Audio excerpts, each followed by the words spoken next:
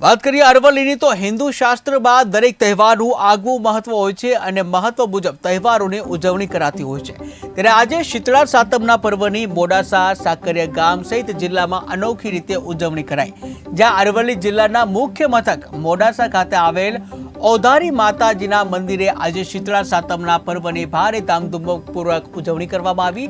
ત્યારે આજે મંદિરના પૂજારી દ્વારા મંદિર પરિસરમાં માટીમાંથી શીતળા માતાની ગોળ પ્રતિમા બનાવીને તેને પ્રતિષ્ઠિત કરી વૈદિક પૂજા કરવામાં આવે છે। ત્યારે શીતળા માતાના દર્શન માટે મોટી સંખ્યામાં લોકો ઉમટી પડે છે।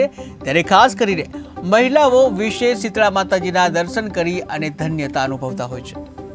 મારું નામ જોશી રાજેન્દ્ર કુમાર વિઠ્ઠલદાસ, ગામ રહેવાસી સાકરિયા નો વતની છું અને આજ રોજ શ્રાવણ વદ સાતમ એટલે પવિત્ર દિવસ શ્રાવણ મહિનાની શીતળા સાતમ તરીકે આ વ્રત ઉજવવામાં આવે છે। આ વ્રત દરેક બહેનો પોતાના બાળકોના સુખ અને સાનિધ્ય માટે આ વ્રત કરતા હોય છે, કારણ કે શીતળામાં એમને આખા વર્ષની અંદર સુખ શાંતિ આપે જીવનની અંદર અને સુખ ખૂબ સારી પ્રગતિ કરે એવી દરેક બહેનો લગભગ અમારા ગામની અંદર 400 થી 500 બહેનો આ વ્રત ઉજવતા હોય છે અને આ રીતનું વ્રત કરતા હોઈએ છીએ।